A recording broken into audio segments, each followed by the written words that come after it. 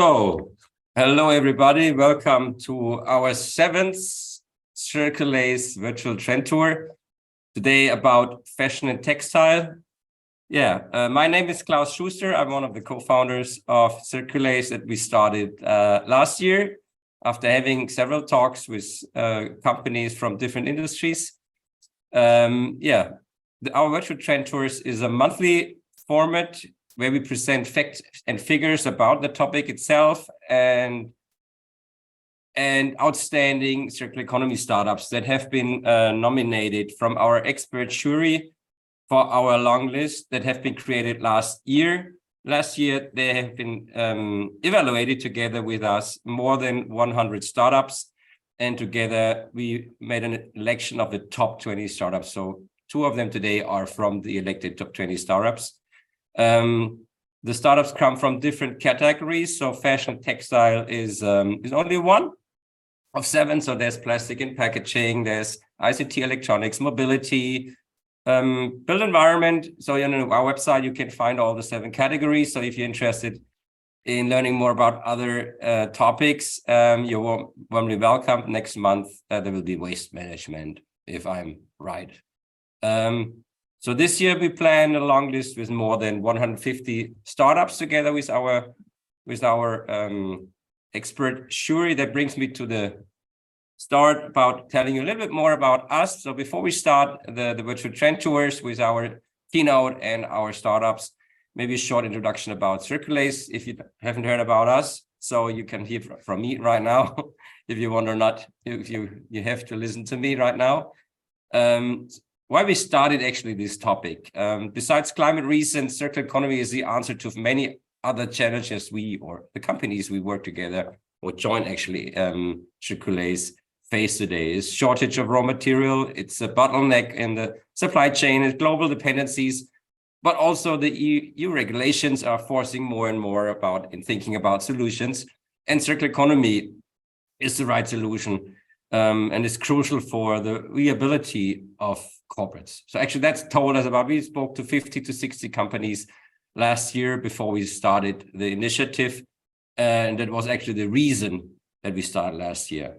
At CIRCULAZE, we want to build a really vibrant ecosystem where we have 3 main objectives or 3 objectives. We want to create awareness that once we want to make the topic and its players more visible and tangible. We want to create understanding and relevance for the topic.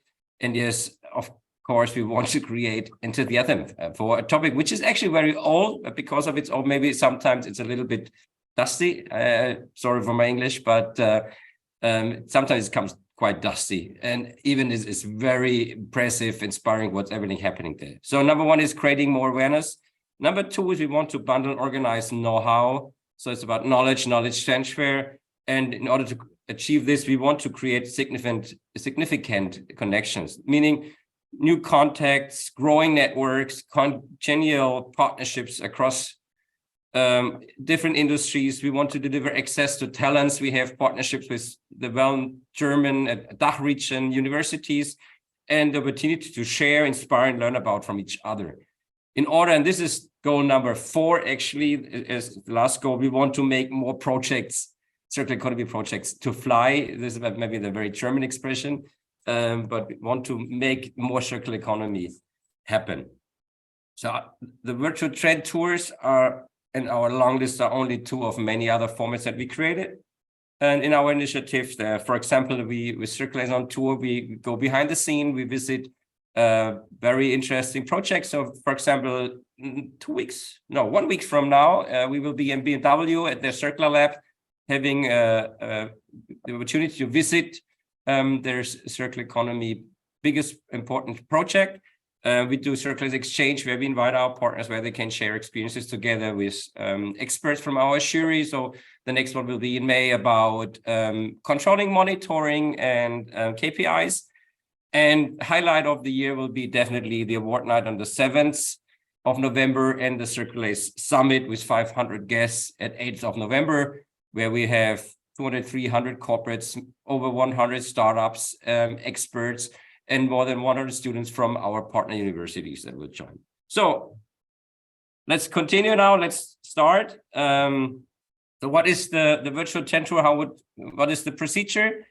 After the keynote from Laurent, I will make a short introduction in a second. The three startups will present one after each other their solutions. After each presentation, also about the keynote or during the presentations, you can ask all kinds of questions, just type them in. And after the session, I will ask your questions that you wrote to me. You can see afterwards, it's very easy. It's a bottom for the Q&A session. So number one, first in line is Laurent-Frédéric Lohmann.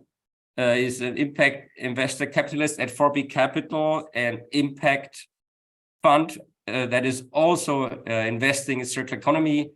4B Capital is partner number one from our initiative. When we met them at the beginning, they said we want to join, and they also convinced us also to invest in their fund, because what they do is really impressive. They're really close to the market.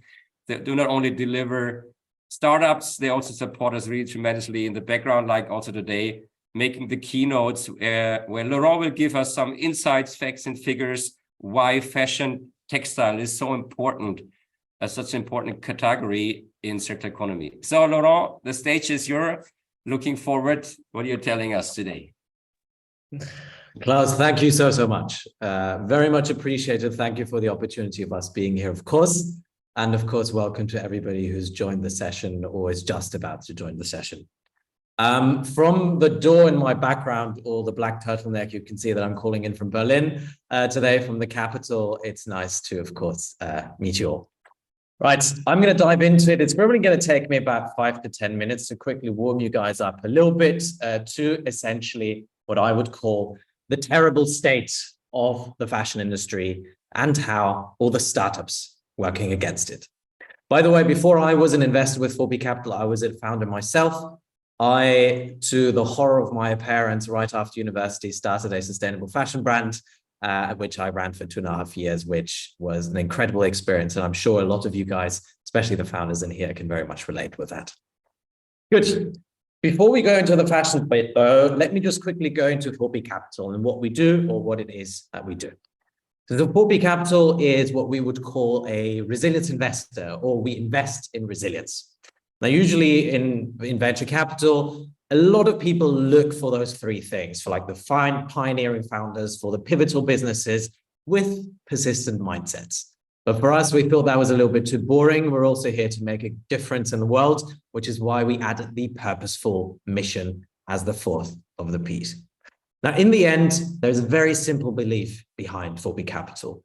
It is that environmental and social resilience goes hand in hand. So essentially, if we can make nature stronger, we can strengthen people. And stronger people, essentially, will also make nature a lot stronger.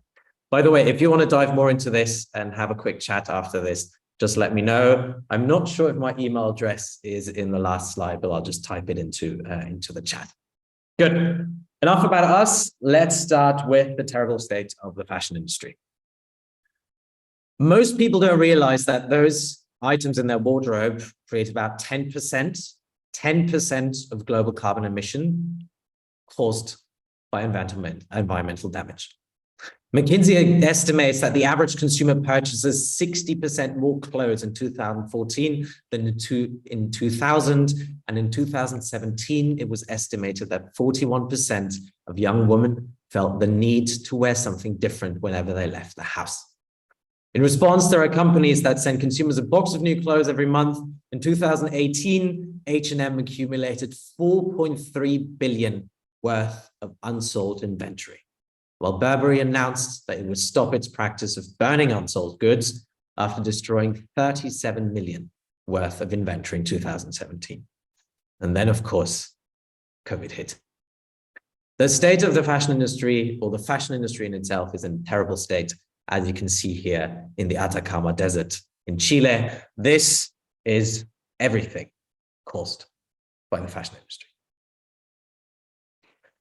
So let's look at the numbers a little bit. The fashion industry accounts for 10% of global CO2 emissions. Yet, less than 1% of garments get recycled today. And that, of course, we have to change. 20 to 35% of primary source microplastics in the marine environment are due to synthetic clothing. And meanwhile, only 2% of the 75 million factory workers who work in the factories around the world are what we would consider earning a living wage. The average person today, compared to 15 years ago, buys 60% more clothes. Now, these are all things that essentially contribute to three things. It contributes to CO2 pollution, it contributes to waste, and it contributes to, of course, unfair livelihoods being created. And we believe at 4P Capital there are 4 pillars, or at least I want to focus on 4 pillars that we see that are very vital in making sure that, yes, we can reduce CO2 pollution, we can reduce waste, and we can improve livelihoods. Sometimes through technology, sometimes by material innovation, but above all, through what we would call innovation. Innovative materials, supply chain enhancements, working condition improvements, and transparency is what I'm going to focus on. And you're going to see in just a minute, I'm going to quickly dive into the latest news of each and every one of them and give you a bit of a backstory on a couple of startups who are making positive impact. Material innovation. The deforestation is accelerating the world's endangered forest. Americans eat 74,000 microplastic particles every year. And there's plastic by this time found in human blood. So let's look at a couple of examples here. So Polybion, for instance. Polybion looks at innovating what we would say is the leather industry. Polybion feeds bacteria's food waste, such as orange peel, as you can see here on the left, to create fruit leather. Or Algae Knit, for instance, known as Neil Labs. And I just messed up my notes, apologies. Then we have Rotterdam, Fruit Leather Rotterdam, who use mango waste.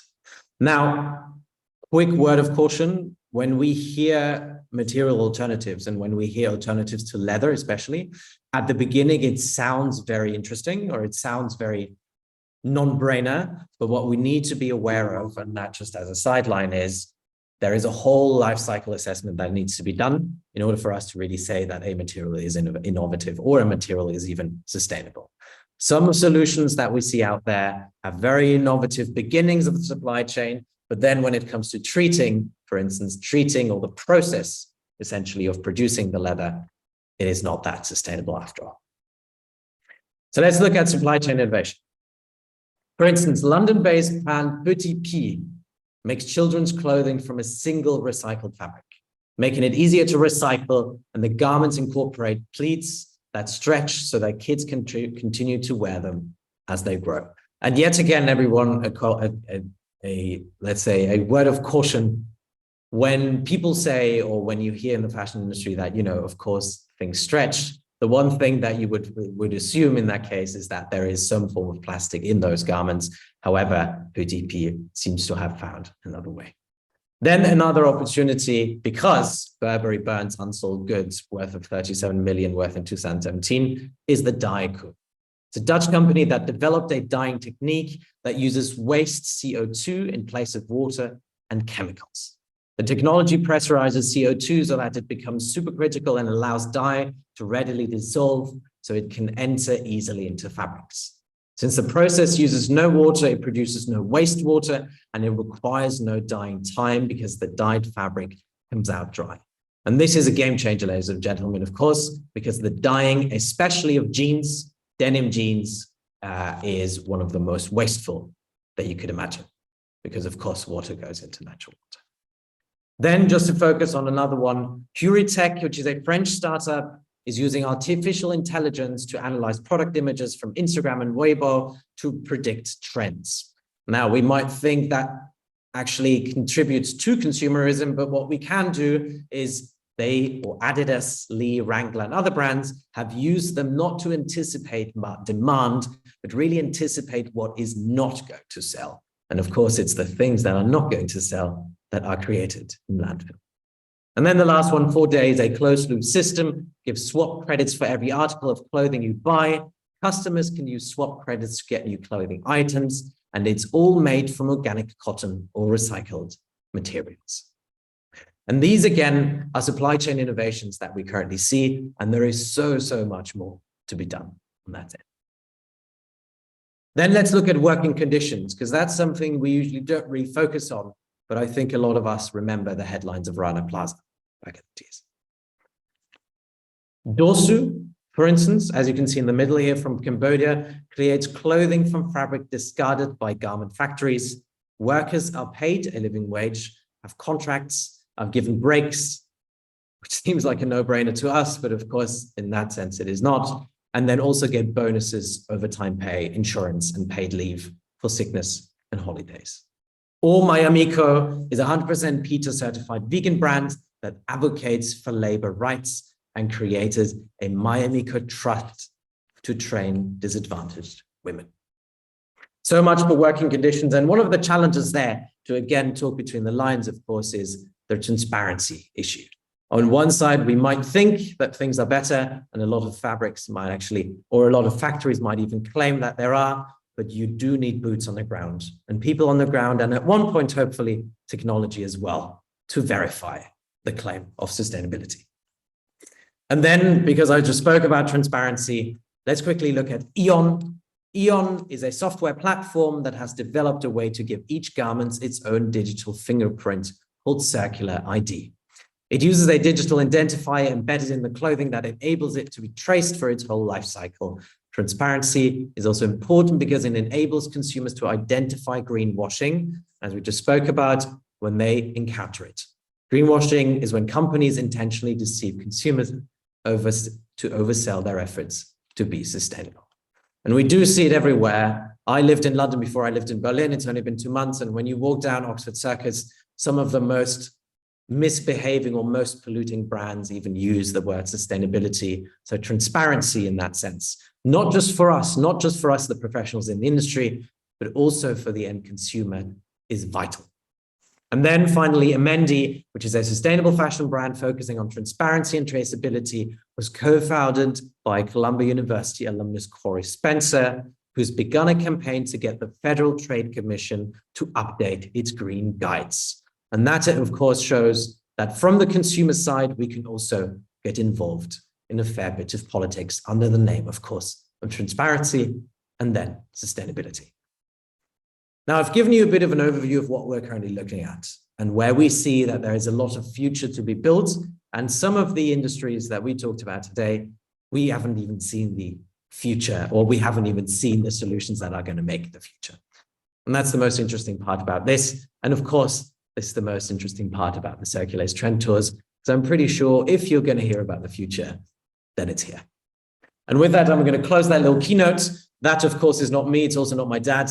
That is my boss. It's called Xavier. Feel free to reach out to us. Feel free to have a chat with us. His LinkedIn and his email are there. It's xavier.zaras@4P Capital. Or if you want to reach me, it's just Laurent.Lohmann@4P Capital. And with that, everyone, it's great meeting you. Klaus, thank you so much for the opportunity again, and have a great pitching competition. Yeah, thank you very much, Laurent. It's always impressive, even as we met some time ago and we talked about all these topics. If you see this all the time again, that shows that we do the right thing at the right time right now in driving this important topic, circular economy. Last year when we started, this was really, you have been someone of the first who said that you want to join, and we have been like the pink rabbit on the grass. They call us the new kids on the block. No one was talking about circular economy. Within 12 months, it really boosted in the market. So one of the questions is about, is it easier to raise now money for a sustainable fund? And, or maybe another question is, did the quality of startups change over the last years? If you look at the market, if it comes to sustainability or especially like circular economy, but on the whole, it's called about sustainability. Is the quality increasing? Are there better startups, or is the market more open to invest in these startups, even knowing that the multiple is maybe a little bit lower. So what do you see as a development over the last 2, 3, 4 years on this market? So that's a really interesting question. I'm going to try to make it or do it justice as well as I can, Klaus. So let's start with the first part. Is it easier to raise money? Yes and no at the same time. Yes, because sustainability or impact investing or creating resilience in the world has gone a lot more mainstream in the last few years. And we really see that now even the most traditional investors start thinking about their sustainability strategy. Also from a, let's say, regulatory side, with the new taxation laws coming out, a lot of the industry will have to adapt, and it's now just starting to wake up. So we see that as a huge opportunity. But then it's also no, because we all know what the current macroeconomic situation is like, right? A lot of investors keep things very close to their chest. A lot of people hold the cash at the moment. So it's really hard for founders and, of course, investors alike to raise money at the moment. The one way that we've seen how you can effectively raise money is by going out and talking to people who are the closest to what you're doing. If there's a bit of a rule of thumb, if you want investment, ask for advice, and if you want advice, ask for investment. So we've been asking a lot about, or a lot for advice. So that's the first thing. Second thing is quality of startups. It is like night and day. A lot of people, there has been talks about the Great Resignation. Pre-COVID, during COVID even more, and after COVID, it was huge. And the Great Resignation also signifies a pivot from an individual pivot of potential founders from I'm going to make money and I'm going to sort of find a way to do that to, yes, I want to provide for myself, for my family and so on, but I also wanted to provide for the world. I also want to have a positive impact. And we see top tier talents at the moment moving into the sustainable space. And that yet again, is for us is amazing news. That's why the timing is so great. And then your last question or the last part was open to investing. Yeah, I kind of answered that already a little bit. It must be incredibly hard for founders at the moment to raise funds, but the ones who do, or if you have an exceptional product, you will always find ways to get financing. When interest rates are lower, a wider spread of people get funding, but the excellent ones will find funding. What I mean by that is a lot of the funds have really reduced their speed of deployment. A lot of venture capitalists now really take their time with their due diligence again, which is amazing. And that means that you as a founder, when you're prepared, you have an excellent product, a great market, you're a founder that really suits those two as well. I think you're going to find what you're looking for. I have another question. It's hard to in German would be much easier to ask it. But it's about everybody is now looking at the existing market and how can I work together with existing partners to be fast and be able to scale. I personally think that the game changers and really the changement of a market and the disruption will come from startups. Yeah. So, but how do you see the development in there? So how long will it take? What do have corporates to have to look at in order to make it happen? Because if they do not want to work with them, it will not happen. But I personally, my belief is that the disruption will not come from the existing companies. If it comes to production or whatever, everybody wants to keep his existing structure because it's hard to change an existing system. So what are you experiencing about helping, supporting startups and startups working together with corporates in order to make it happen, that they are open to work with these sometimes small size, not 100% scalable solution at the first step? Yeah, amazing question. I fully agree with you, Klaus, there. Innovation is not going to come from what is built. Innovation is going to come from the ones who kind of want to build from the ashes. And the ones who create the ashes sometimes don't even realize that they do, or they close their eyes and don't want to see it. So what does that mean? when you're a founder, you think about not just what you're going to do in the next year, but also what you're going to do with your company in the next 20, 30, 40 years, right? Do you want to stay on? Do you want to drive it, for instance, to an initial public offering, an IPO, where you exit your shares there? Or do you want to sell to another company at one point? The reason why I go into this is if your strategy is that you at one point want to sell your solution to some bigger competitor where you're trying to get market shares, in many cases, those people can be incentivized to buy you, not because you have an amazing product, but because you're competition. So we've seen in many cases where competition gets bought, but then it gets killed. And I think we really need to work on that so that doesn't happen so much anymore, that when there is an acquisition, it's an acquisition of integrating your solution. It's an acquisition of essentially driving the market forward. And that's when you really have a firepower. So how do you make that difference? For us, it is marketing and sales. For us, it is standing on your own feet, building your own customer base, not relying on the other market, but making sure that you create your own heroes or that you get your own heroes, so to say. If you reliably can show a customer base, if you can reliably see that people are really passionate about your product, no matter if it's business to business or business to consumer, you can avoid that case of somebody in an M&A department of a medium or even large size conglomerate going, this I don't really like because it could kill our business, but it's not killing our business at the moment. So let's look at buying it right now, then later. So that's sort of what I'm seeing. And by the way, that leads me into it. Marketing and sales is what we do with our startups. We get them prepared for exactly. Yeah, I think it has to be an openness within the market and the companies. Even there's a hard market like the fashion industry is like struggling.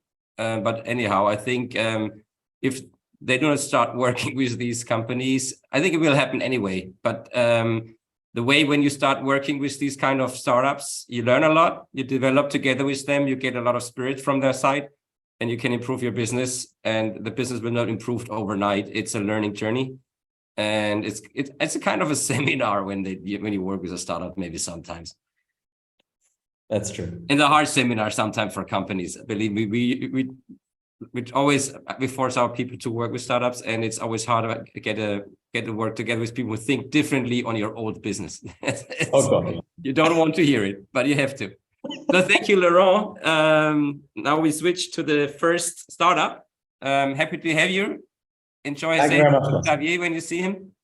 So now we have Keel, we have Tessa, who will present the startup. The good thing is she's in our time zone because of business. Business is doing fine. She was traveling to visit partners in Portugal. Normally she's situated in New York, USA.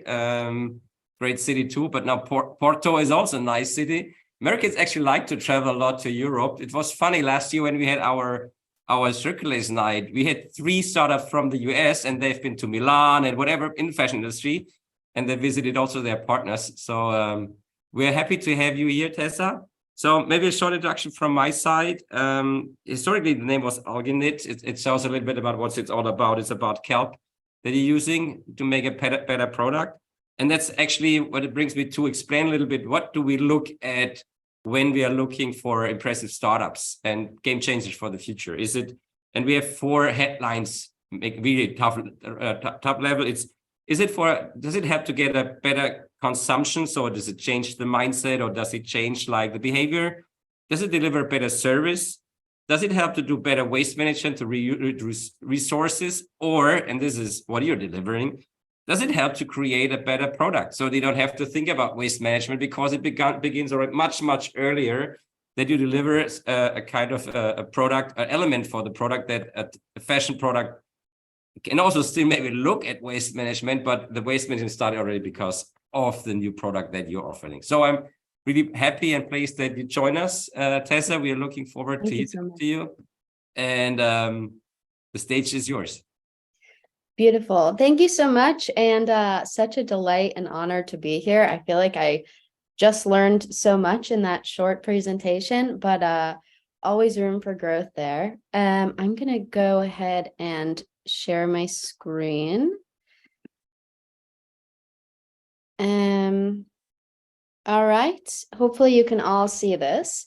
So as Klaus mentioned, my company as a co-founder and CEO here at Keel Labs is fighting against the onslaught of negative ramifications that are caused by the fashion industry.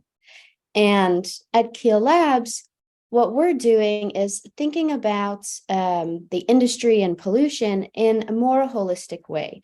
And what we really see ourselves as doing is creating a platform for sustainable materials by looking at our oceans as a resource and an inspiration for new solutions. I think as we're all very much on the same page about sustainability truly is no longer a luxury. It's a requirement, not only for our planets, but for the longevity of our livelihoods and our businesses. We just got a great introduction on this, so I'll skip over it in not too much detail. But really, the textile industry's impacts are not just polluting, and there's a plethora, but some of those can go into, contributing to up to 10% of global CO2 emissions. But some of the things that are perhaps lesser talked about or discussed is that it's also the second largest water intensive industry.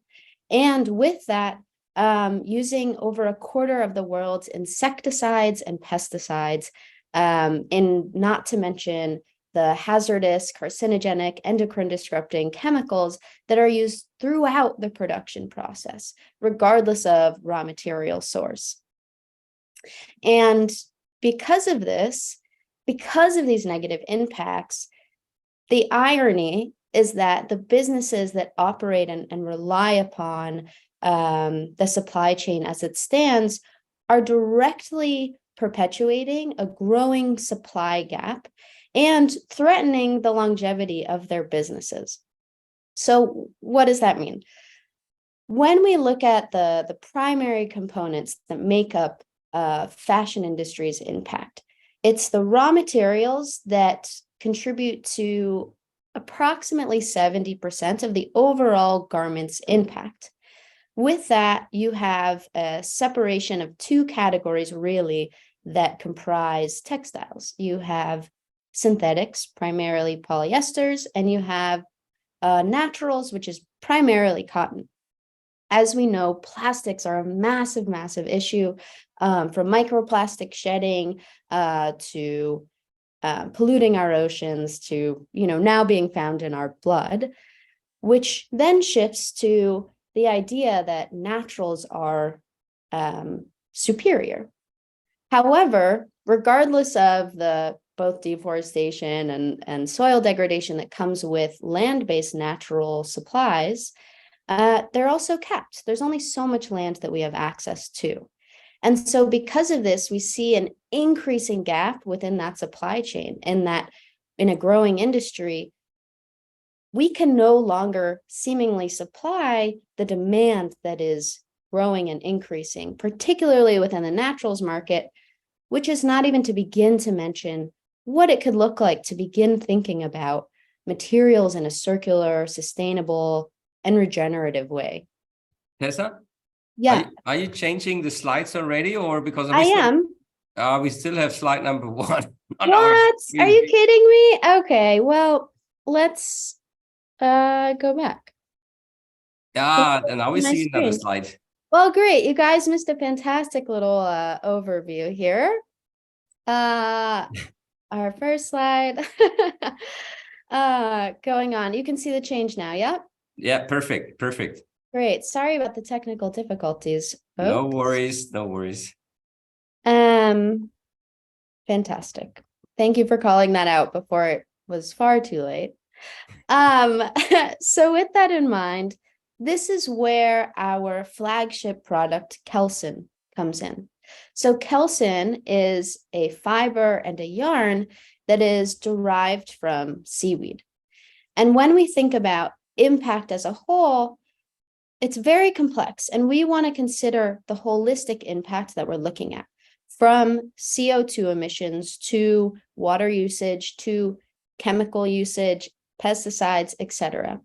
And by simply looking at things from this perspective, if we are able to take a resource that provides us with both access and positive impact, we're able to truly combat the negative impacts that are created from both synthetics and in naturals, and decreasing the negative ramifications that we see from the entire textile supply chain.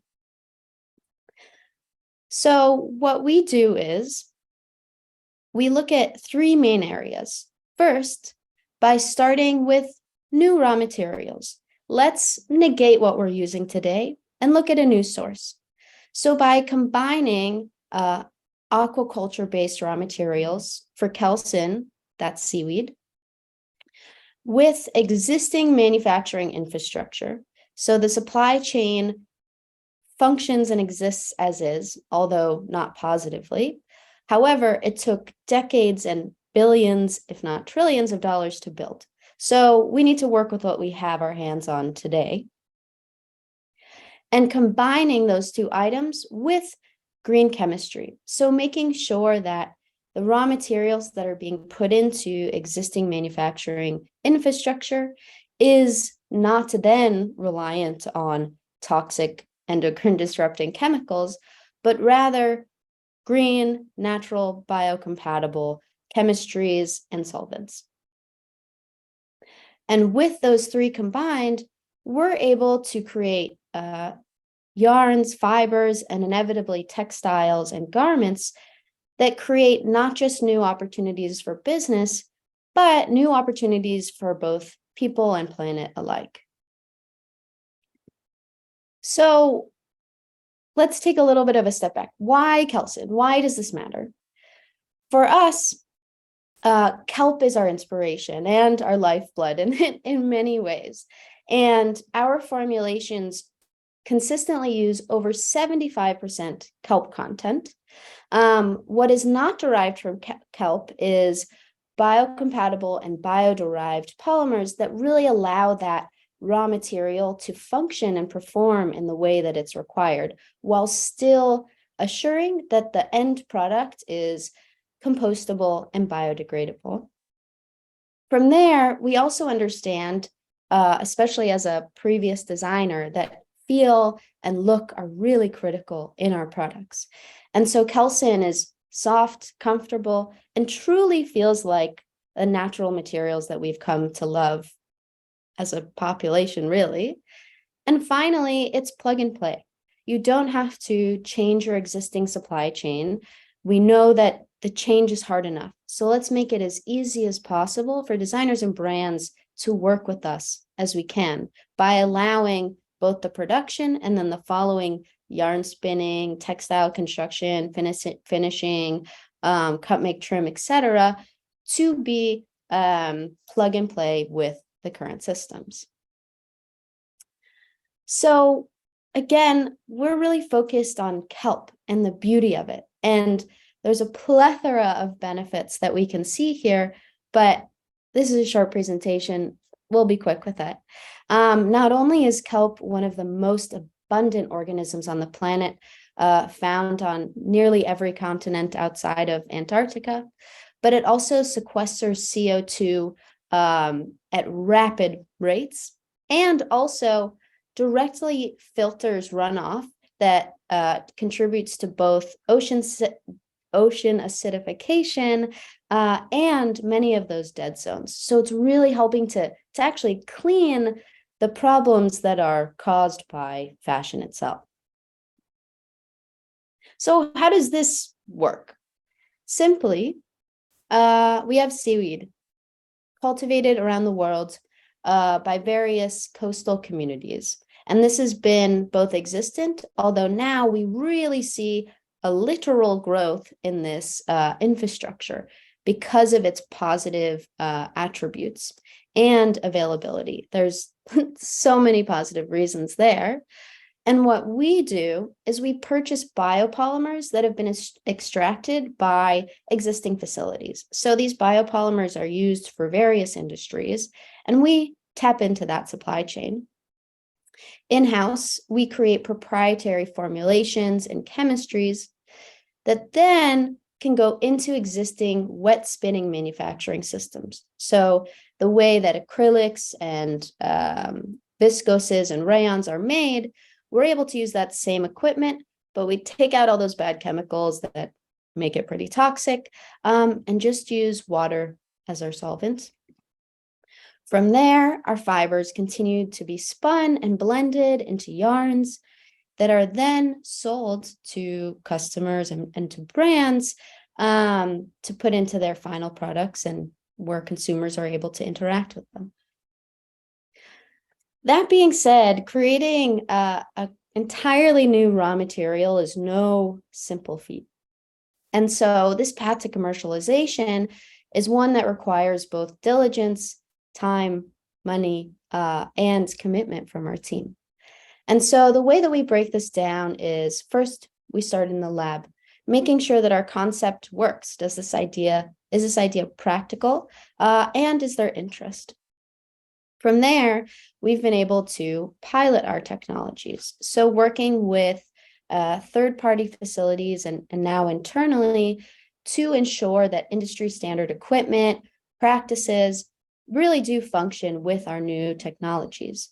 And this provides us with enough material pretty much to showcase to potential customers and to the world, and really allow us to ensure that what we're doing is right for the market. From there, and where we are now, is demonstration. So what we need to do, and what we are continuing to do, is validating both the fiber and textile manufacturing so that we can begin working with brand partners to prototype our products in their lines, really create a circular feedback loop, and begin testing at the same scale that commercial manufacturers work on. From there, you're able to input onto commercial lines, where you are expanding both your raw material sourcing and your manufacturing partnerships in order for you to really integrate on a commercial level with customers and allow consumers to have access to things that are truly a beneficial product and choice. And with that, and just to wrap up here, we think about the entire supply chain and really ecosystem that we work with as partners. We cannot do this alone. As dedicated, as forward-thinking, as committed as we are as a team to create massive global change, we really need to collaborate with every step, not just of our supply chain, but of our supporters and of other fantastic companies that are up and coming, because this problem is not something that can be solved alone. And so when we do analyze our suppliers, when we look at potential customers, when we discuss and consider potential investments, we really want to make sure that we're all committed towards the same future that really allows us to create a large-scale transformation together. And this is really what we're looking for. So I guess in closing here, and I know we have a couple of questions, but really interested in getting to know folks in all stages and all sectors to align and make sure that we're learning and growing as rapidly and as efficiently as we can. That's it. Thank you. Thank you very much, Tessa. It's impressive. Actually, you've been nominated from Shandin Tees from DNW as our jury member, and by accident, and also from me. I'm honored. Thank you so much. I actually did not know that. Yeah, it was easy decision actually.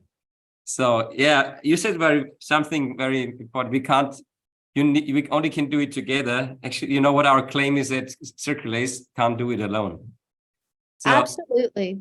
We have to work together to solve and to fix this topic and to fix the problems we created in the past. And so I like the phrases what you brought in. So we have a question. We have questions. So one is, what are your challenges today, and what is your favorite part about working with seaweeds or kelp?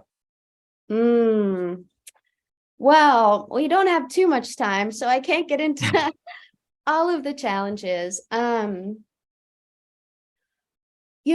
would say it almost goes to that point that you just brought up, which is working together and working simultaneously. And so obviously what we're doing and kind of how we think about our work is really just the connectors between supply chains and providing the connecting force that allows for something beneficial to enter something that previously was not. And I think that realistically, the largest challenge is, how do we make sure our timing and our prospects are all aligned concurrently? And I think not just for our startup, but I'm sure for many others, there's a lot of chicken and egg situations where, in order to get, let's say, investing at a certain stage or around, you need a certain amount of purchase orders, which means that you need a certain quantity or a certain commercial production. But in order to get to that commercial production, you need funding to do so. And so I think that kind of ties into a lot of what we do, which is, how do you make sure that both your chicken and your egg are hatching at the same time? And it's a lot of juggling and a lot of unknowns. And we're certainly doing our best with the resources that we have, but I think it's really a challenge for everyone, especially the founders as well that I'm speaking to. Yeah. But I think to the second part of that question, there's so many reasons why working with seaweed and really working with kelp is so fantastic. I mean, I'm in Porto, so I can't really complain about that.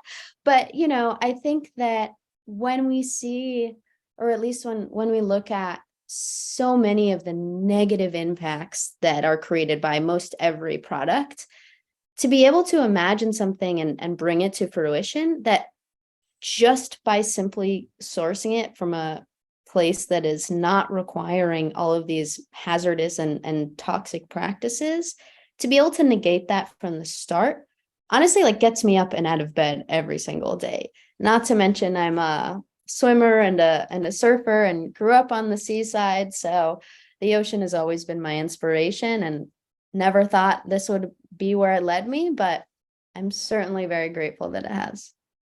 Yeah, thank you. You're very convincing when you talk about this. You can feel that you're living with your product every day.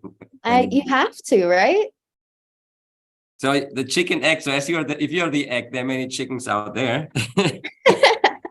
Hopefully, as the chickens always sometimes number crunches, not all of them, but I have a question is there any kind of today an existing calculation that helps to compare the production of your product compared to the other used product? Cotton, for example, is what are other yarns that are produced? Can you or tell a little bit about what are the costs, getting yarns from your side, from your product side, yeah. from your solution compared to other yarns in the market? Yeah, absolutely.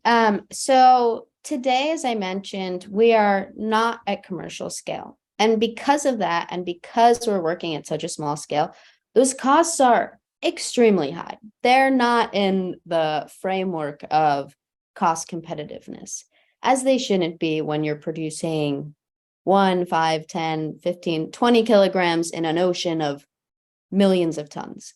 That being said, and kind of going back to your previous question, what is really exciting, I believe, about our work is that because we're working with an extremely abundant raw material that has a proven supply chain, we can look at costs and forecasts for that in a way that is very fact-based. It's not conceptual or idealized. And combine that with, again, very fact-based manufacturing logistics. So because we're working with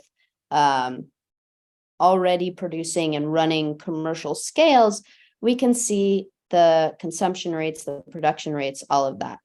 And so when we combine those two things, we can easily project that at a commercial scale, we will easily be in the realm of your premium cost competitiveness. And we really, truly never want to be in the commodities market. I think nothing can truly be sustainable when it's living there. Yeah.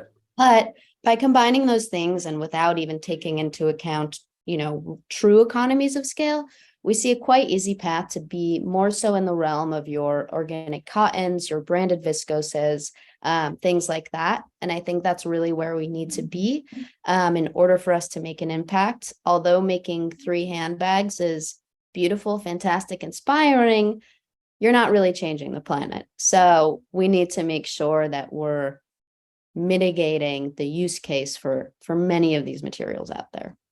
There's one big German outdoor brand with us today, and but actually it's I don't know if it's from him.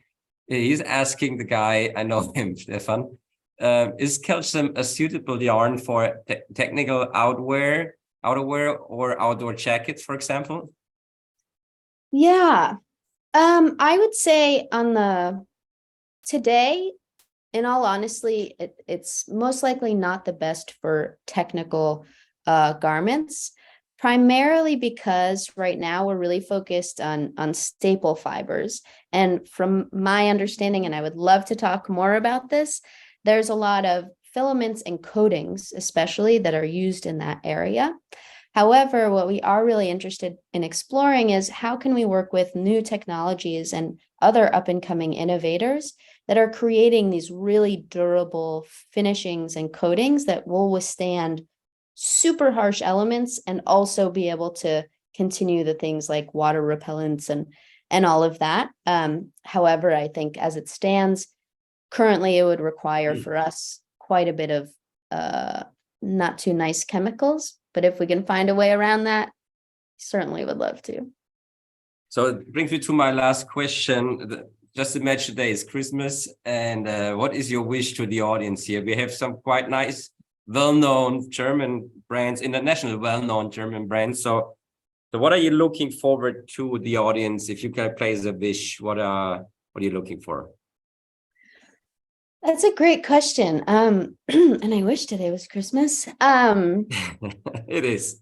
Okay, every day is Christmas. Why not? I think that, really what we're looking for is, I guess, all-encompassing. So it's partnerships. And in particular, I would say with either brands or investors that are ingrained within their supply chain and or truly bring an insight to a particular part of our work, be that marketing and sales strategies or agriculture or aquaculture production. And on the brand side, it's really around those that are willing to work and help to ingrain within those supply chains, because they're really the ones that are making the decisions when it comes to change to begin with. And so I guess that wish would be, please connect with me. I would love to chat, always here to connect. And I think that's my wish every day. I love to connect over this. Thanks. Actually, I have another question. Thank you, Leonie. If you wouldn't have asked the question, I would have asked it because of our call that we had today. She's asking, is the material also for, what is the English word, dessous? No, dessous is not the right word. Underwear is the right word? Underwear, dessous. Underwear. Thank you, Leonie. So for underwear and also for fine yarns, also usable. Yeah, I think underwear is a really fascinating category, especially because of the necessity of disposal in some cases. And so that's certainly a category that we're really eager to explore. And I think would be a fantastic use case, especially when you look at, for example, like cotton underwear and things like that.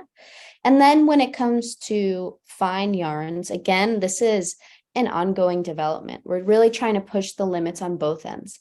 Although we have a number of explorations and gauges that we've looked at, we want to see how chunky can we get it, how thick, how crazy can we make this, but also how delicate, how thin, and how fine. And I think that that's an area that would be really interesting for us and something that we're continuing to develop as well. Thank you. We are already over time, but there have been so many questions, and therefore we use the time that we have. Yeah, I'm happy to shoot my email in the chat. I'm not sure if anyone gets that, but we will let feel them free to know. reach out with all your questions. That's what I'm here for. Thank you very much, Tessa. Enjoy your time in Porto. Thank you very much. It was a pleasure. It was a pleasure for us. Bye-bye. Bye. So next in line is Belgium. It's Anna-Marie, head of circular business at Resortecs, who will join us right now. And we'll tell a little more about a quite interesting product, also top 20 startup from last year that have been voted from our jury, that also have been also at our place in Munich. It's a high quality textile recycling on the industry scale that helps to automate garment disassembling. That's what you're doing. So why we've chosen that? It's the four better products, better waste management, better services, better consumption. It's a better waste management. Definitely what you deliver with your solution. So we are really happy to hear much more from you, Anna. You can explain it much better than I can do. What I can say today, they already work with great brands like Decathlon, H&M, or Bershka, for example. So this is a quite established startup. So it's not a pre-seed. It's out from R&D. It's really working together with really renamed and renewed brands in the market. So Belgium, it's your vote. Thank you very much, Klaus, and thank you for inviting Resortecs. Maybe I can start directly with the presentation. And they ask, so I share my screen.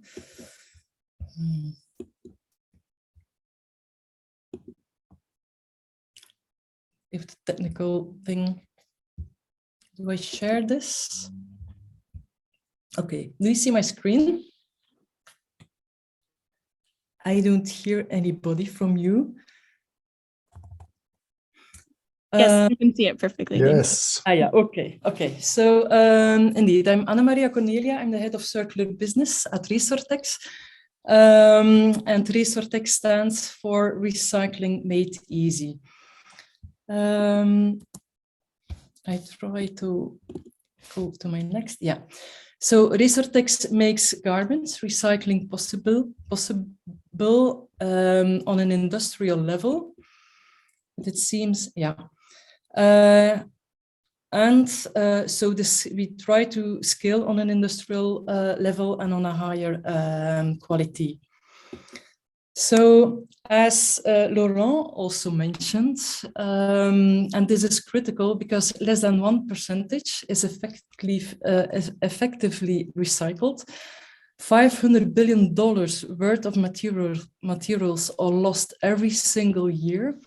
And it's not surprising that fashion represents 10% of global greenhouse gas emissions. So garments are difficult to recycle because they are difficult to disassemble.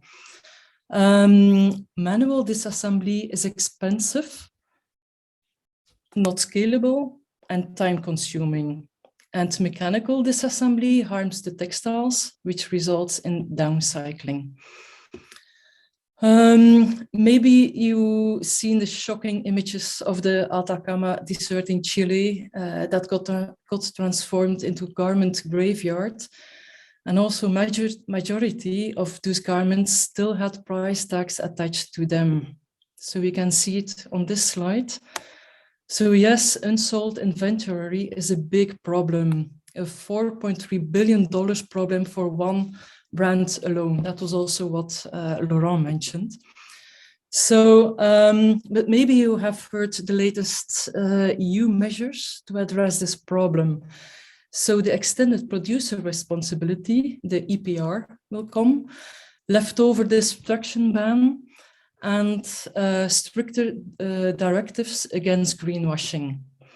So to be compliant with the EU Sustainable and Circular Textiles directives by 2024, garments must be designed for recycling today. So what if we could reduce the cost of unsold inventory? So, and we can help brands become compliant and simultaneously make all garments recyclable. You meet here Resortecs, a globally patented solution tested by the world's biggest fashion players. So you see here, now also sold by major fashion brands in over 60 countries. And it all starts with Smart Stitch. That allows you to make garments designed for disassembly by simply switching the stitching thread. The heat-dissolvable stitching threads melt at high temperature, making the seams disappear. It does not require any changes in design and manufacturing, and washing, drying, and ironing remains possible. So these are important things. Then at the end of life, the garments produced with Smart Stitch come back to Resortecs and are dismantled with the dismantling oven. For us, this is the Smart Disassembly. It's our patented thermal system that allows us to disassemble garments 5 times faster. These industrial ovens can take up to 10 tons of textiles apart per day without risking damaging the fabrics, thanks to the low oxygen chamber. And to keep it sustainable, the closed loop healing system ensures low energy consumption. Do we see these things? But how does it work exactly? So brands stitch the garments with Resortecs Smart Stitch thread. Then at the end of life, they send the garments to our nearest partner recycler. We dismantle the garments using our Smart Disassembly system and get sorted premium material that is ready for recycling. So what comes next is up to the brands themselves. They can sell the sorted material, or they can decide to get it recycled and to transform it back into fibers or yarns of fabric. And finally, they can make a new garment. What about the results? So this small change of thread has a big impact. Brands now have a continuous supply of high-quality recycled materials, which allows them to be resilient against the growing volatility in pricing and availability of raw materials. Also, cost reductions in unsold inventory and waste management. Brands are getting money for the sorted materials instead of paying incineration. And environmental compliance, EPR readiness, reduced water use, less waste, and carbon footprint reduction. So the benefit for the recyclers, what is it for them? So they get access to high volumes of premium material, but they care what you put in comes out. So for recyclers, having a partnership with us and installing one of our Smart Disassembly systems in their plants means having 5 times more materials at a lower cost, the guarantee of clean, high quality and sorted materials, and security of a fully traceable and LCA-driven process. But it doesn't stop here. We are targeting 5 different SDGs. So our life cycle assessment proves that Resortecs combined with recycling can reduce CO2 emissions by 50%, waste generation by 80%, and water use by 98% for each garment disassembled and recycled. This represents 7 kilograms of CO2 equal avoided for 1 single pair of jeans. What does that mean on the EU level? So if all European garments were thermally disassembled and recycled, up to 60 million tons of CO2 could be avoided and over 2.3 billion costs saved per year. On a global level, the fashion industry could reach 28% of its Paris Agreement CO2 reduction targets for 2050 by simply changing the stitching thread. It won't be possible to solve this complex problem without our award-winning and multidisciplinary team with more than 75 years of combined expertise in engineering, design, I need to go back, and environmental science. And we are supported by these persons. It's an international advisory board, represents key stakeholders in our value chain. Compared to the competition, Resortecs is the only solution that works for both recyclers and brands from a financial, operational, and environmental point of view. Our business model ensures a unique win-win partnership for all, incentivizing recyclers with scalability and automation, and brands with financial returns from thermal disassembly, and incentivizing brands with savings and production and financial returns from thermal disassembly. The model combines a consumable smart stitch sold to the brands and a machine, so it's a smart disassembly rented to recyclers.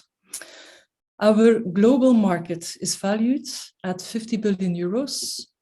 When focusing only on the garments made of recyclable textiles and those sold in Europe, we still have a huge market that is valued at 1.5 billion euros and has a key jar of 30%. We already have different recyclers all over Europe who would like to have a smart disassembly system in their plants. Those recyclers are part of different EU recycling hubs in, for example, Spain, Finland, Italy, Germany, Slovenia, all in addition to Belgium, of course. So going beyond our partnerships, we are also scaling our production capacity.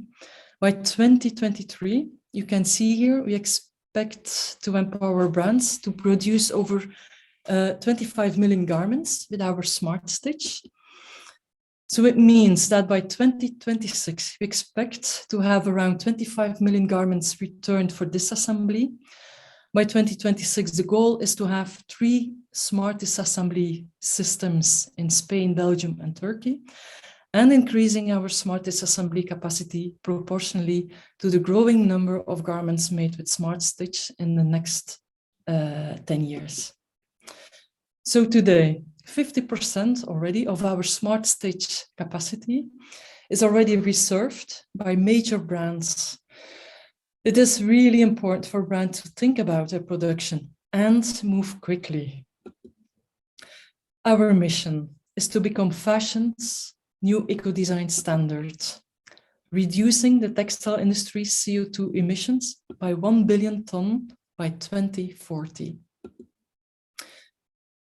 To achieve this target, we have raised more than 4 million euros so far, of which is the EIC round of 2.5 million. So now it's time for Resortecs to increase the team. Now already we are with 15 or 16. We increase the thread production, our disassembly capacity, and drive collaborations with our recycling partners. So Resortecs, a technology so hot it will melt your mind. Thank you for your attention. And here below you can also find my credits if you have more questions that we cannot answer today, or if you like to have more information. Thank you. Thank you very much, Anna-Maria. That was really impressive. As you have been in our long list as year, we had been talking a lot about what you're doing. So it was great now listening to your presentation and knowing that we took the right decision by voting you to the top 20 startups last year. Yeah, And it's thanks. impressive to see what can happen in the sustainability market in circular economy with a startup, how you grow, now you develop in a market that is really tough market actually. So Yeah. you look at figures, so there must be the right calculation behind for your clients. So which kind of products actually or you work like with Decathlon, H&M, Bershka? So what kind of products they do with your product right now in order to recycle based on your trademarked solution? What like do you mean Decathlon and the others are doing? And the others, yeah. What kind of products are made with your technology? Is it like more denim products, or is it like underwear, or is it like swimming suits, or so? What are the products they do with you? What they did in the first step and what they do right now, what they plan to do next? Yeah. So Decathlon, they launched their ski jacket last December. So it's on the market. It's a ski jacket for women. We are doing, they see it's working really well. So they have also take back system. We can dismantle it perfectly. So now they start with some new products. We see like outerwear is quite interesting. But like also denim products, like you mentioned, Bershka. It's also these brands, we do first small productions with them, and now we see, or they come back and they want to go further with us with bigger productions and also other products. But also like in the sleeping industry, we have a partnership with the world player of textiles. They produce textiles in the sleeping industry. They call Tesla. So like other industries also start to come to us to see what kind of solution we have. And like from 2024, Europe decided that no textiles can be burned anymore. So not only the fashion industry is coming to us, but all other industries who has dealing with textiles. So step by step, we see also some shifts, some movements, and this is really interesting to see. Thank you. Another question. Mateusz was writing, great technology, Anne-Marie. Is it possible to quantify the cost benefits resulting from addressing just the EPR regulation when using Resortecs? Like the costs, you mean the cost of the cost benefit by he said from the addressing the EPR regulations using Resortecs. So what are the cost benefits by using your products? Yeah, well, normally, so we have a total system. We have the yarn and we have the oven. If we see like the normal sewing yarns, we are not a yarn seller, absolutely not. We are a total system developer. And we sometimes get the question like, what is the difference between your sewing yarns and the other ones? But then we calculate like the whole system, and that's with the EPR. If you see that textiles cannot be burned anymore from 2024, or the taxes will be really high, then you can look to, with these yarns, what kind of seams you use, but then how can you dismantle? If you recycle, what can you get back? So, and there's the win-win situation. And also the difference between the taxes that companies will need to be paid in the future. So I heard from a CEO that taxes are going now 4 times higher. So if you start to calculate where you can win by using Resortecs yarns and where you can dismantle, it becomes a big difference on financial part. So it's not a single calculation. You have to look at various elements when you have a look on the calculation. The question from Leon is, does sleeping industry mean mattresses or pajamas? But you mentioned before sleeping industry. Yeah, these are the mattresses. And that's also an interesting thing to know. Like in Belgium, 1 million mattresses are burned every year. On European level, 35 million mattresses are burned. So all these fabrics, if it's, for example, 100% polyester or 100% cotton, it disappears. So, so the mattress industry, but then I'm talking about the layer around the foam. So these are not the sheets or something, not the pajamas. It's really the fabric that you see if you buy a new mattress in a shop that you can touch. So that's also something that we became aware of, that a lot of things are burned there. So it looks like that many products are relevant for your site. So it's a never-ending market. I have another question. We hope so. Another question is popping up. Oops, it was closed. I open it again. Does your technology influence the durability of the product? So do the seams hold similarly well?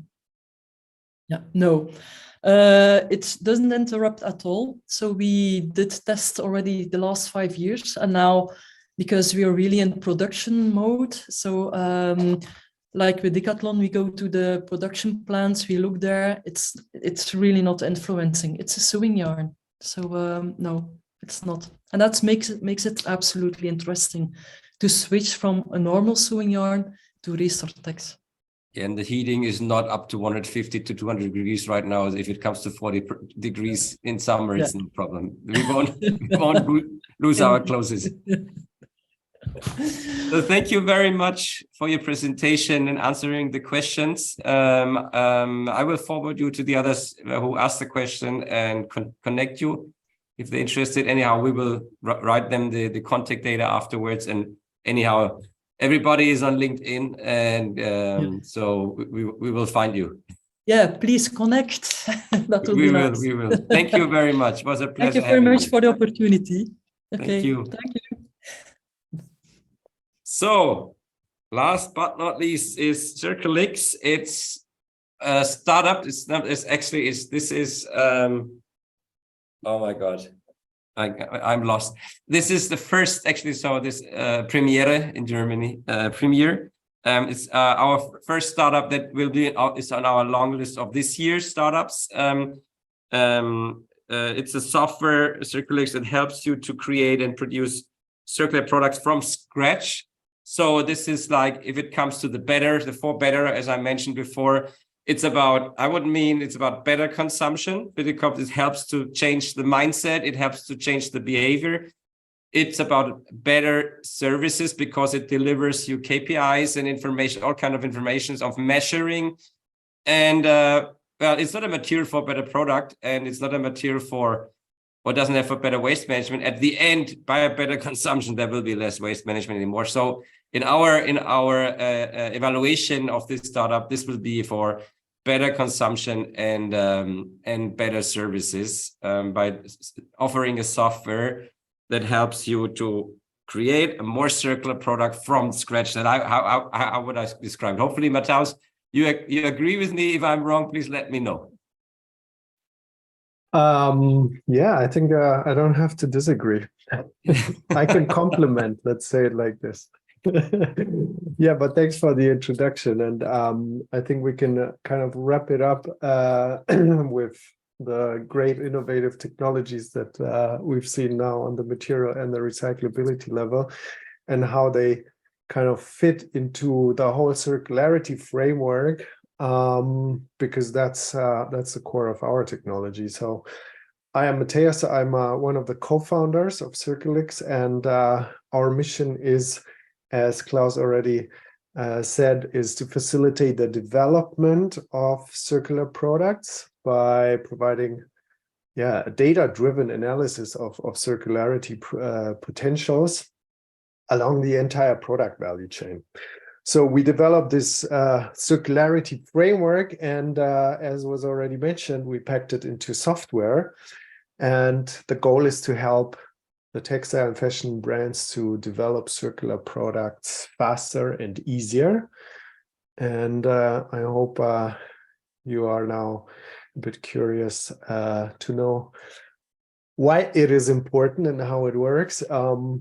And I think in terms of time, and because we've seen it already from Laurent and Tessa before, we could start with the why, but probably just jump over it and do not have to dive too much into the details. Well, for us, what circularity means is it is an enabler of circular economy, and the latter is a promising or one of the promising strategies to actually address the negative impacts that we were talking about before of today's not only fashion industry, but in general of the economy. And this picture represents the three major ones. So you see emissions, you see waste, and you see also the finite resource consumption. And that's why we care about it intrinsically. But we also see, of course, that businesses have also a need to address these problems, and their motivation might be also a bit intrinsically, of course, driven by the environmental crisis. But the main drivers that we identified are probably regulations, financial aspects, and risk mitigation, retailers' awareness, and consumer pressure. Thereby, we see the regulatory part, and this was already also pointed out by Annemarie, is one of the strongest drivers, and that's where we orientated ourselves and our technology when developing the framework, the circularity framework. We pretty much followed the regulatory activities at the EU level, which are substantiated actually in the Circular Economy Action Plan. So what you see here is depicted from this jungle of regulatory activities. There are actually a couple of very concrete frameworks and standardization activities that apply to the textile industry, and that's what we thought is interesting also to implement into a circular design framework that will help the companies in the end, in the future, to apply to develop circular products that are compliant with the regulations that are coming up, and also to understand what's coming up for them. So you see, starting from already today, actually, there is a growing number of these regulations that result mainly from the sustainable product strategy. And this explains now why is this relevant and how did we integrate it into Circulix. So the first question that we asked ourselves was, how can we help companies to achieve actually measurable impact when it comes to the circular transition, and checked where do brands and manufacturers have the strongest levers to shift to circularity. And I think the most obvious leverage is the product portfolio. So we focused our solution on the product level because we say that making circular products and developing circular products will be the foundation to also implement all other circular economy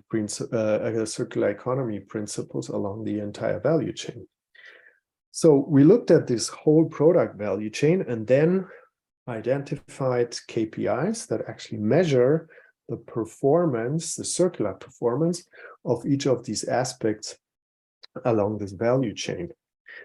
And altogether, it tells us or provides us a very good picture. If you combine all these parameters and KPIs, it provides us a very good picture on the overall circularity of a product. And we're able to identify also circularity hotspots, which then you can optimize and then boost, of course, in a controlled and measurable way, the circularity of the entire product value chain, or provide strategic advice on how to improve the circularity of single aspects like raw materials, production, or manufacturing. And if you ask yourself, so where's the regulatory part? So one of the main reasons why we focus on the regulatory actions is when developing these KPIs, we can follow the EU Sustainable Product Strategy in order to really address also the big challenges that we see coming to the companies when those actions and regulations will take place, when it comes to data, having the right data, having also the right analytical tools to be able to report and communicate the circularity that will be needed, and of course develop products that then are aligned with EPR schemes or with the circular textile and circular and sustainable textile directive. So what kind of benefits do then brands have or manufacturers have out of this of the possibility to measure the circularity of products? Well, if you know that, or if we consider circularity being one of the, being a challenge that applies to the entire organization. So it means you cannot just make one department circular, but you rather have to induce a systemic change across the entire organization. And then within a company, you in this encounter different functions, then you will see different challenges when it comes to the circular transition. So that's why we packed this framework that determines the circularity at the product level into a software as a service solution. And this one can be used across the different divisions in a company and, for example, offer practical design support to product developers, or help sustainability managers with the right metrics to substantiate and develop their circularity strategies and then also monitor them. And of course, provide overall metrics about the organizational circularity performance to the management, or if necessary, to communicate with respect to these reporting requirements coming up now. Yeah, so how does that look like? Well, we called our approach the rate and create approach, and based on the framework that we have behind it, we basically have two main use cases. So the first one is the rate use case, which allows, based on an automated data analysis of records from a company's PLM system or data management system, to provide detailed metrics on the circularity performance of each of the product components in a product, of the circularity ecosystem, like take back systems, and also, of course, production and supply chain parameters.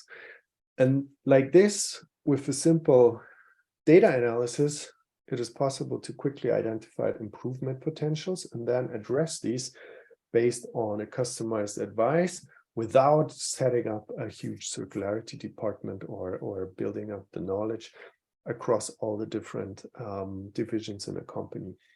So this allows basically both the product developers to learn how to make products more circular and also test different strategies and design options to identify those levers which most effectively actually boost the circularity along the entire product portfolio. On the other hand, what we also have is another possibility, and this is what we call the create mode. This is what Klaus mentioned in the beginning. So this one involves actually a practical product design tool, which allows to measure circularity of different designs in real time and guide developers and designers throughout the development process, giving them real-time advice on the design decisions based on the circularity goals that they want to achieve within their product portfolio. And finally, it also directly integrates into the data management system of the company. So it's possible to provide right away the relevant data needed to report the circularity of the newly developed products, for example, in the digital product passport or in the into the PLM system. And of course, we're covering here a lot of different aspects of the entire textile value chain, and this would not be possible, as we already seen before, without an interdisciplinary team. So we have Philip today here, also one of the co-founders, and then we have a team with expertise from legislation, regulation, design to digital product solutions and programming from all the different to provide all the different perspectives needed to actually develop such a holistic approach. Thanks for your attention. Thank you very much, Mateusz. It was very interesting. When we met first time, we had our first chat. We agreed even the only on the long list of this year, we want to invite you. Because I think what you deliver is, so there are many kind of solutions out in the market. What you're delivering is, you deliver a solution which offers a solution for the beginning, for the planning. But also, as I got it right, if I remember right, as not everybody has planned a product based on your software, that it becomes more circular. You can also have help based on data, how circular companies are already today. So that leads me to the question, what is the way to import existing data? Because data is key. So what is the way to import the relevant data into your system? And what is the relevant data that would help you to measure and get metrics on your system that helps to support companies within the existing product portfolio, what they have already in the market? Yeah, I think the first question that we had to ask ourselves, and that companies are asking themselves today also, is what does circularity mean? Like, what do you have to include as metrics actually to define whether a product or a service is circular? So there is a lack of like standards. So there is a couple of different frameworks from different companies or organizations that look into organizational level circularity, product level, then specific to sector. So that's why, as I mentioned, we said, okay, how can we make it as standardized as possible? And then we looked into these frameworks that are being developed now from the sustainable product strategy, because there we know these metrics going to come, and this is the data that we can rely on. The other thing is, like, you cannot actually ask the companies with a question and give us this data and this data. You have to really, as you said, import it automatically. So we started matching with our pilots what kind of data is available in an automated data management system. That's why I mentioned PLM systems, ERP systems. There is also a big variance actually on standards that are, some companies, still work with Excel sheets. Some people have the data still in their heads, some with PDFs. The more advanced ones use the PLM systems, but then you have the problem that these PLM systems are not standardized. So what we do is using BOMs, bills of materials, and tech packs and available data formats from the data management systems.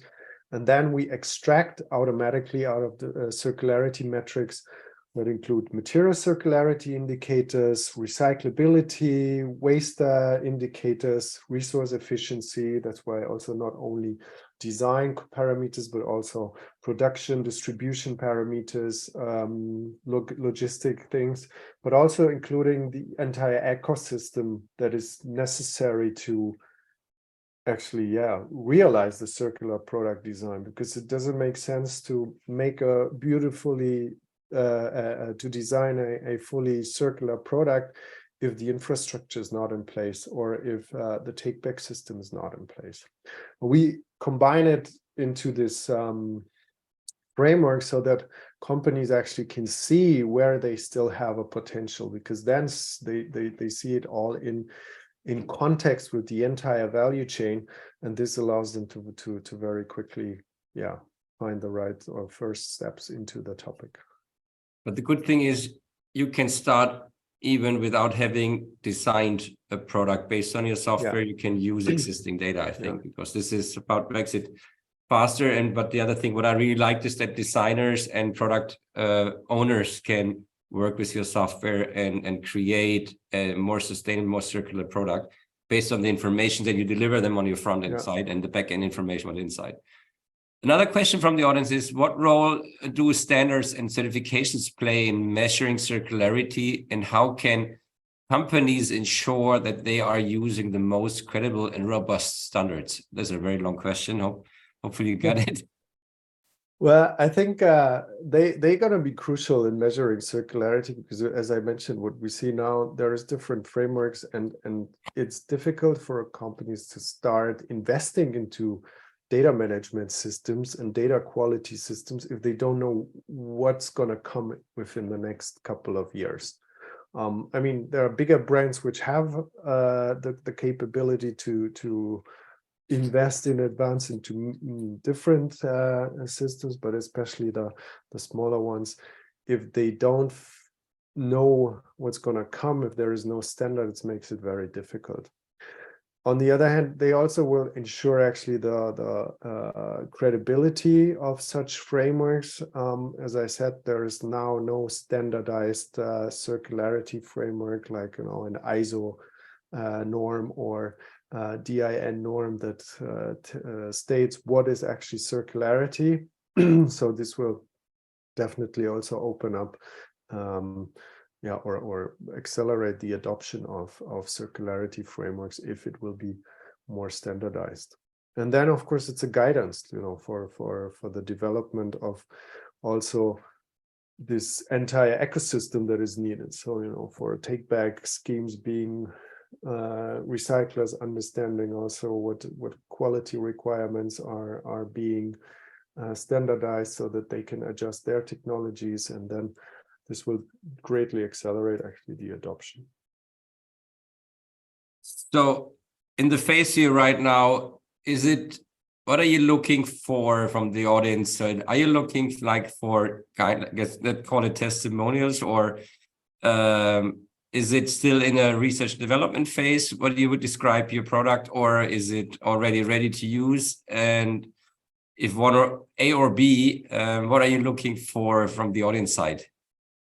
Well, what we kind of also have this chicken and egg problem, because as I said, we build our framework also flexibly enough to be able to react quickly to the regulatory changes that are coming up. Mm-hmm. And at the moment, we have already pilots from the outdoor sports industry with whom we work together, with whom we're also testing the framework. And at this stage, we're in a pre-seed. We have a pre-seed investment that we're using, and looking also now for the seed investment in order to scale up actually the product development efforts, and then also work with more partners in parallel. Thank you. It was very impressive. I'm looking forward to follow the further development. We're going to see each other anyway next week. Yeah. And I just thought maybe it makes sense to invite you to our our Thank you very much for this, exchange, yeah. what we are doing, because our next exchange in May will be about monitoring and controlling. And this is a big topic if it comes to drive circular economy, because it's figures, it's one point, but it's also how to deliver figures. And I like when there's software which is not only make like Excel sheets that makes it boring to look at, it's about make it more usable, let's say like this. User experience is a very important topic, I think, at this point. Yeah, our focus is on not just talking, but really also acting. And then how can we make it as easy and reduce the barriers to implement. And sometimes it's not always a perfectly the perfect solution, but a one that can adapt quickly to changing environments.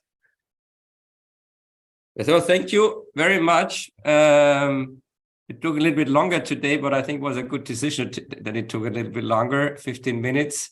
My battery is nearly empty. I just had a look at it at the bottom line.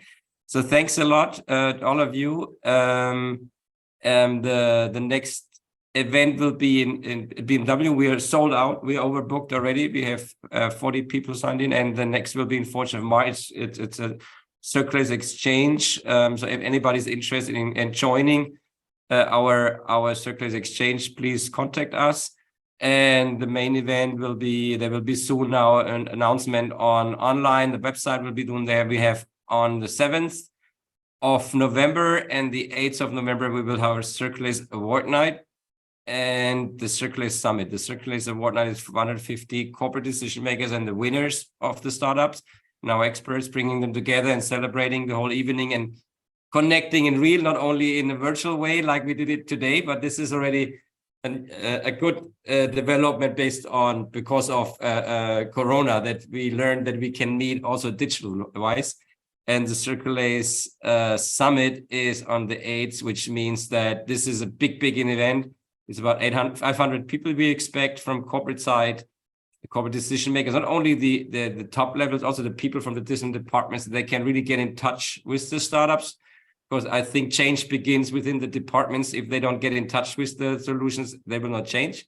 See it, feel it, change it. Maybe something like this. And there will also be lots of startups from around the world.